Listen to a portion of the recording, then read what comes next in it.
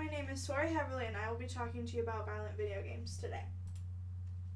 Adam Lanza, age 20, killed 20 children and wounded 6 others at the Sandy Hook Elementary School. James Holmes, age 24, killed 12 people and wounded 38 others at a movie theater. At Chardon High School, T.J. Lane opened fire at age 17, killing 3 students and injuring 6. That's only 3 of the many shootings of young people in 2012 alone. The purpose of this speech is to persuade you that excessive exposure of children to violent video games leads to disobedience, inability to display compassion, and aggressive behavior in adolescence as well as adulthood. This topic is appropriate for all ears because video games are a source of aggression that could be related to violent adult behavior, such as the many horrific shootings that have been happening recently. This subject hits home with all of us because we all want shootings to cease. Kids learn to respond to situations from what they spend their time doing.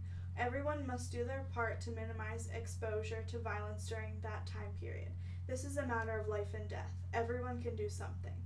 Let me begin by explaining how video games harm kids. These horrific shootings could be related to video games because the violence in the games teaches them to respond to real-life situations with video game solutions. In a game, for example, you could get rewarded for killing everyone. Kids can get brainwashed into thinking that killing everyone in real life will solve all of their problems because a video game showed them that murder is an answer.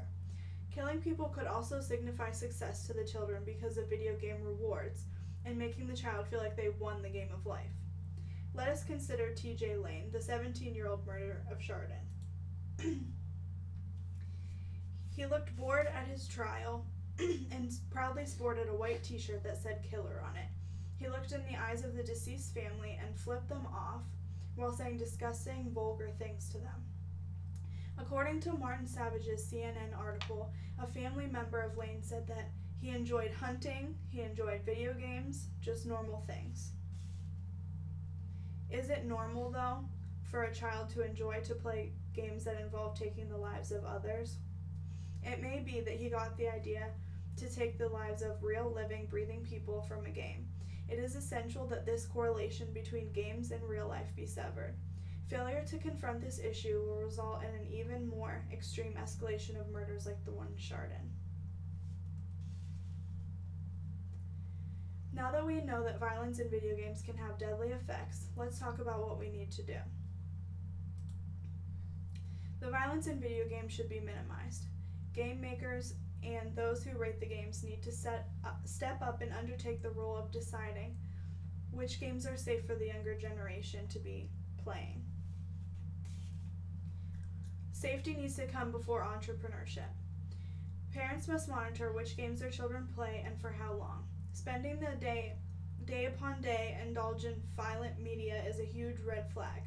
The more time a child is playing a video game, the less time the child is involved in real-life activities and practices, which can have severe consequences. The child will begin to treat real life like a video game. Teachers and parents need to ensure that children understand the difference between playing a game and behaving in real life. Situations in which a child demonstrates inability to respond to real-life challenges in an appropriate way must be taken very seriously and handled immediately. Now that you know what needs to be done, allow me to emphasize the importance of rising to the occasion and explain how you can help. Coming to action on this issue could save many young lives.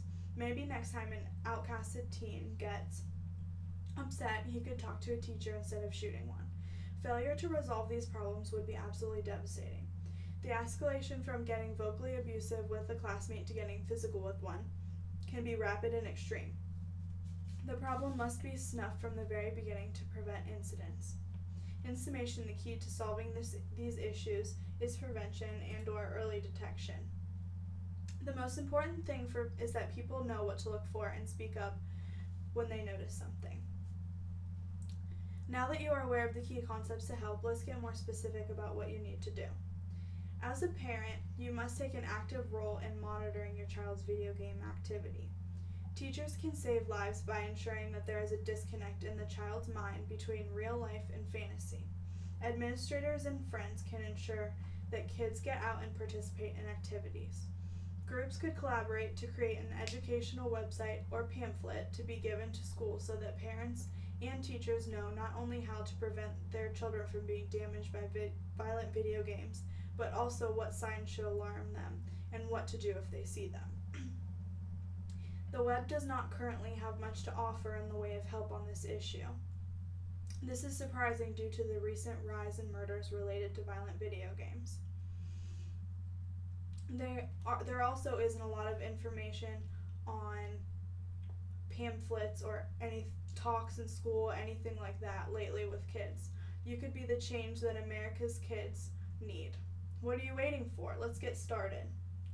It is up to you to make a difference in where our society is headed in regards to violent media. I hope that I have convinced all of you that violent video games are extremely detrimental to young people and can cause deadly outbursts. Here are my sources. Thank you for your time.